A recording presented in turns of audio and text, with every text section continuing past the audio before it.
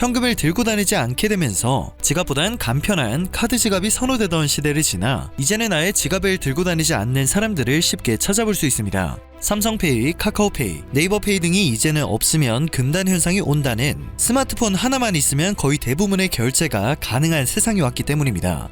이제는 골목시장에서도 계산을 할 때 연세가 있으신 주인 할머니들도 스마트폰으로 삼성페이 계산을 뚝딱 해주시곤 합니다. 세상 참 많이 변했습니다. 지금이야 익숙하지만 10여 년 전만 하더라도 과학 상상화에서 나올 법한 모습이죠. 더군다나 한국은 전 세계에서 스마트폰을 가장 많이 사용하는 나라입니다. 전체 이동전화 가입자 가운데 95%를 차지할 만큼 높은 한국의 스마트폰 보유율은 스마트폰에서 결제 및 송금을 자유자재로 실현시키는 디지털 자산의 활용을 급격히 확산시키고 있습니다. 실제로 2018년 조사 결과 성인 남녀 2,530명 중 57%가 간편결제 시스템을 이용하고 있다고 답했습니다.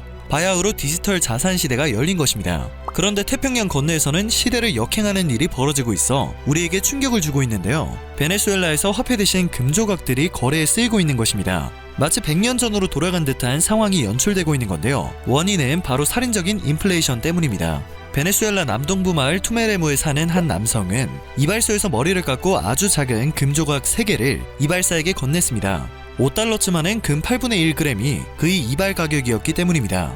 호텔 1박은 금 0.5g, 중국 음식점 2인 점심 가격은 0.25g이 현재 베네수엘라 남동부 투메레모에서 통용되는 시세라고 합니다. 금반지 금팔찌도 아니고 금을 잘게 쪼갠 금조각을 사용하는 건데요. 돈 대신 금조각을 건네는 상황이라니 휴대폰 기반의 간편한 결제 수단이 있는 한국으로선 이해가 되지 않는 풍경일 수밖에 없습니다. 옛날 영화에서나 볼 듯한 모습인데요. 베네수엘라 사람들은 금세의 이런 거래에 익숙해져 금으로 거래를 할 때 매번 무게를 재지도 않고 눈짐작으로 무게를 예측하는 기이한 능력까지 얻게 된 우픈 상황이라고 전해집니다. 외신들도 해당 소식을 비중 있게 다루고 있습니다. 블룸버그 통신은 베네수엘라의 실상을 공개하며 전 세계가 1세기 전 금에서 화폐로 거래 수단을 전환했지만 베네수엘라에서는 법정 화폐인 볼리바르의 신뢰가 떨어져 이런 충격적인 일들이 일어나고 있다고 설명했습니다. 오죽하면 주민들은 가치가 거의 없는 지폐에 금조각을 싸서 들고 다니는 상황입니다. 그러면서 해당 지역에서 가장 평판이 좋은 것을 화폐 대용 수단으로 쓰고 있다고 덧붙였습니다. 가령 금조각을 거래에 사용하던 서울 사람이 경기도에 가서 물건을 사고 금조각을 건넸는데 뜬금없이 여기는 유로화를 받는다는 식의 상황이 펼쳐지고 있는 것입니다. 얼마나 큰 문제인지 체감해 볼 수 있죠. 충격적인 소식에 일각에서는 한국도 인플레이션이 심한 상황인데 자칫 베네수엘라와 같은 일이 벌어지는 것이 아니냐는 우려가 나옵니다. 그럴 수밖에 없는 게 일부 언론에서는 한국이 곧 베네수엘라처럼 될 것처럼 불안을 조장하는 보도가 전해지고 있습니다. 국가 재정으로 복지를 하면 베네수엘라 꼴이 날 수 있다. 베네수엘라와 스페인의 뒤를 따르고 있는 한국 등 IMF 사태와 같이 금방이라도 국가 부도가 날 것처럼 공포가 조장되고 있는 건데요. 세계적으로 인플레이션이 우려되고 있고 인플레이션에 대한 우려가 확산되고 있는 건 사실이지만 그렇다고 한국에서 베네수엘라의 상황이 펼쳐진다는 건 사실상 말이 되지 않습니다. 한국과 베네수엘라가 처한 상황은 물론이고 일단 두 나라는 산업 구조가 너무도 다르기 때문입니다. 베네수엘라가 포함된 라틴 아메리카 국가 대부분은 2차 산업인 제조업과 3차 산업인 서비스업보다 해당 지역의 풍부한 자원을 바탕으로 한 1차 산업에 거의 치중되어 있습니다.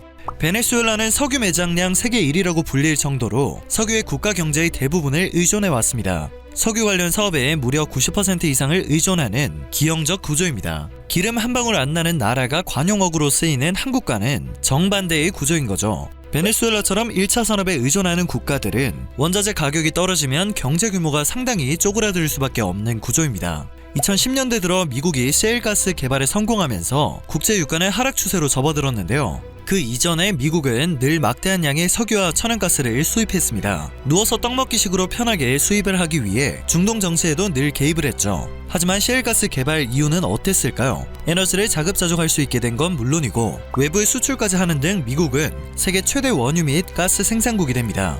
이로 인해 다른 석유 수출국은 입지가 좁아졌고 석유 생산을 늘리는 것으로 대응을 시작했습니다. 그러면서 국제 유가는 급격히 떨어졌고 자연스럽게 베네수엘라의 석유 산업도 큰 위기를 맞은 바 있죠. 니콜라스 마두로 정권은 미국 정부의 제재가 경제 위기의 원인이라고 주장하고 있습니다. 이처럼 여러 요인이 겹치며 베네수엘라의 주요 돈줄인 석유 산업이 갈수록 쇠퇴하는 가운데 지난해 코로나 바이러스까지 겹치며 국민의 생활고는 더 심해졌습니다. 연료난과 코로나가 겹치며 노동 가능 인구의 절반이 일을 하지 않는 상태가 되었죠. 반면 한국은 사실상 무산유국이나 다름이 없습니다. 베네수엘라와 경제 구조가 정반대인 거죠. 자원이 부족한 한국은 1차 산업이 아닌 다른 산업을 발전시킬 수밖에 없었고 인력 중심의 제조업으로 국가 경제를 일으켰습니다. 한국인의 기술력은 오래전부터 세계적으로 크게 인정을 받았습니다. 한국이 국제기능 올림픽 대회에 출전한 이후로 거의 매회 우승을 휩쓴 것만 보더라도 확인할 수 있는 부분입니다. 과거 중동이라는 거친 환경에서도 피땀 흘려 일한 한국인 특유의 근면한 성실함도 빼놓을 수 없는 부분입니다.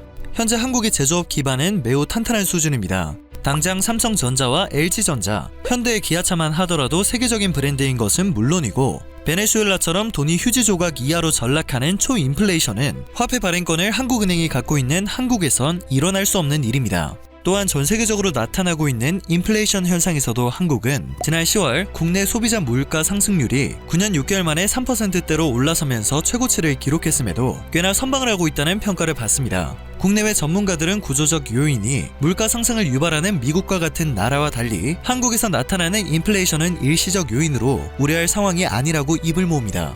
한국뿐 아니라 미국과 유럽연합 등 주요 선진국에서는 모두 높은 수준의 물가 상승이 이어지고 있고 특히 미국의 물가 상승률은 지난 5월 이후 5%대의 상승률을 지속하며 선진국에서도 가장 높은 수준을 보입니다. 한국이 선방했다는 분석이 나오는 이유는 이러한 미국의 상황과 비교를 해보면 금방 납득이 가능합니다. 일단 한미 양국 물가 상승의 공통 요인은 높은 원자재 가격 상승 및 대외 활동 증가로 인한 수요층 물가 상승 압력입니다. 코로나 사태 후 회복하는 과정에서 급격히 증가한 수요를 공급이 따라가지 못해 공급 병목 현상이 벌어지고 있기 때문입니다. 하지만 두 나라는 공급망 차질 영향 및 임금 상승률, 주거비 반영 등에서는 차이를 보입니다. 먼저 공급망 차질 영향을 살펴보면 미국은 공급 병목 현상 때문에 내구재 물가가 급등하며 소비자 물가지수 CPI 상승세를 이끌었다면 한국의 내구재 물가는 안정적인 수준을 유지하고 있습니다. 특히 미국은 반도체 쇼티지 영향으로 내구재 중에서도 중고차 가격이 급등함에 따른 물가 상승 압력이 지속되고 있는 반면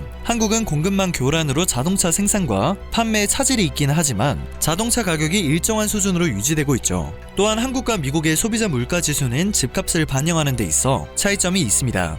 자가주거비는 자가의 거주함에 따른 기회비용으로 거주하는 주택을 임대했을 때 얻을 수 있는 기대 임대료를 말하는데요. 미국의 경우 자가주거비 항목을 통해 주택가격 상승세를 소비자 물가지수에 반영하고 있습니다.